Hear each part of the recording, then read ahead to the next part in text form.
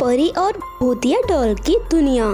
नैना परी और खुशी परी दोनों आपस में दोस्त थी। जहाँ खुशी परी अपने मम्मी पापा के साथ रहती थी, वहीं नैना परी का कोई नहीं था और वह एक अनाथ आश्रम में रहती थी। एक दिन खुशी परी नैना परी से मिलने के लिए जाती है। क्या हुआ नैना परी, तुम यहाँ क्या कर रही हो? कुछ भी नहीं, बस मैं अपनी डॉल बना रही थी। देखो कैसी है। क्या तुझे डॉल बनाने की क्या जरूरत है? तू उसे खरीद भी तो सकती है।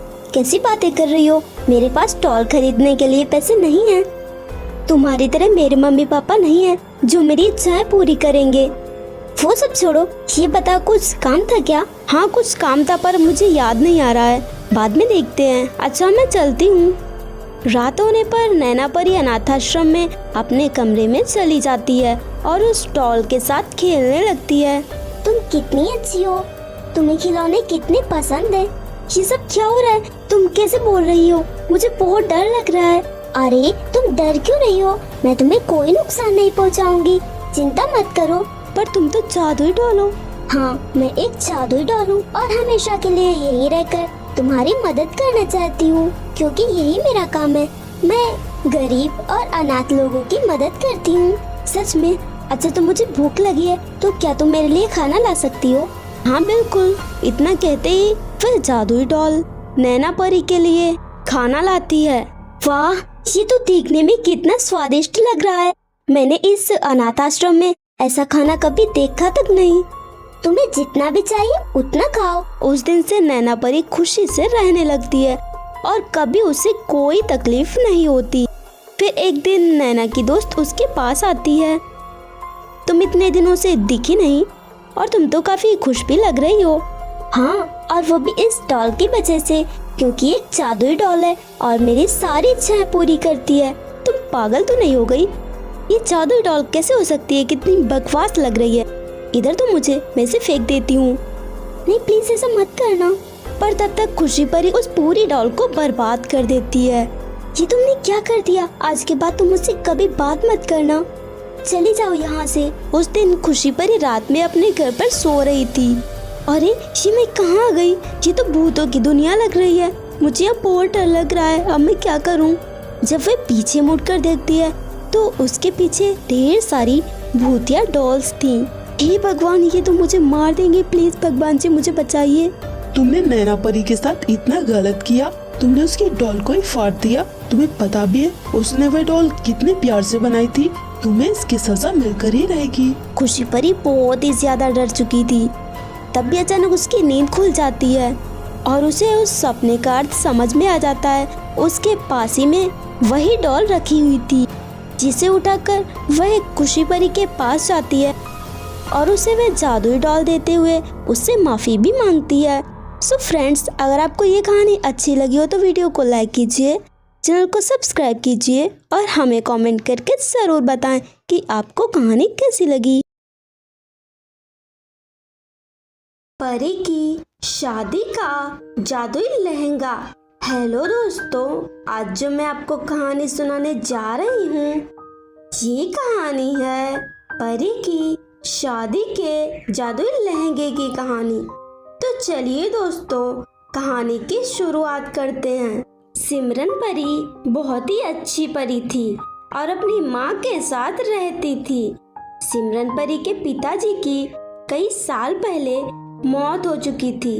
वह दोनों खेतों में काम किया करती थी और उससे उनके घर का गुजारा चलता था। एक दिन सिमरन परी की माँ बीमार हो जाती हैं। माँ, अब हम काम कैसे कर पाएंगे? आप तो बीमार हो गई हैं और मैं अकेले सारा काम कैसे कर पाऊंगी? बेटी तुम चिंता मत करो, जब तक मैं ठीक नहीं हो जाती तुम काम करने नहीं जाओगी। पर माँ, घर का खर्चा कैसे चलेगा? तुम चिंता मत करो, मैंने कई सालों से तुम्हारी शादी के लिए कुछ पैसे बचा कर रखे हैं। अब वो पैसे हमारे काम आएंगे। जब तक मैं बीमार हूँ तुम उन पैसों से खर्चा चलाओ। ठीक है माँ। फिर सिमरन परी उन पैसों से अपनी माँ की दवाइयाँ लाती है। कुछ दिनों बाद उसकी माँ की तबीयत सुधरने की जगह बिगड़ने लगी। सिमरन परी बहुत ही परेशान हो गई। उसे कुछ समझ नहीं आ रहा था कि वह क्या करे। फिर कुछ समय के बाद अचानक उसकी माँ की भी मृत्यु हो गई। सिमरन परी पर दुखों का पहाड़ टूट पड़ा। पहले से ही इतनी गरीबी और फिर उसकी माँ के जाने का दुख। घर में खाने का एक दाना भी नहीं था। फिर कुछ दिनों बाद सिमरन परी अकेले ही खेतों का काम करने लगी। वह खेतों की रखवाली करती थी। इससे उसे कम से कम खाने के लिए तो पैसे मिल ही जाते थे। इसी तरह से दिन बीतने लगते हैं। पर सिमरन परी जो काम करती थी उससे उसे सिर्फ उसका खाना ही चलता था। उसमें से एक भी पैसा नहीं बचता था। ऐसे ही कैसे चल पाएगा? इस तरह तो सिर्फ खाना ही खा पाऊंगी, बचेगा कैसे? मुझे और कोई काम शुरू कर देना चाहिए, पर क्या करूं कुछ समझ नहीं आ रहा। क्यों ना मैं खुद का ही काम शुरू करूं, ये ठीक रहेगा। पर उसके लिए भी तो पैसे चाहिए।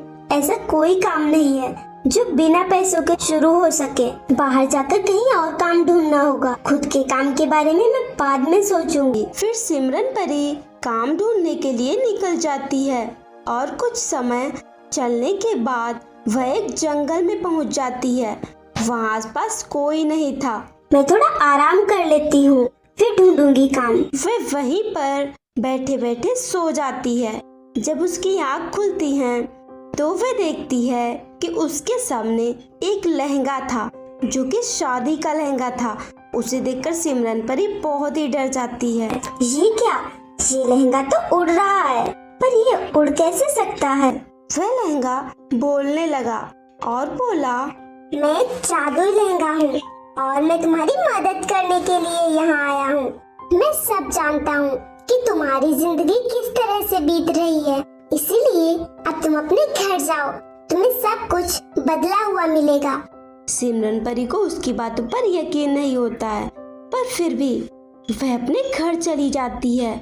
और वह जैसे ही अपने घर जाती है तो वह देखती है कि उसकी झोपड़ी की जगह एक बहुत बड़ा महल था। उसे देखकर खुशी परी बहुत ही खुश हो जाती है। उसकी खुशी का ठिकाना ही नहीं था।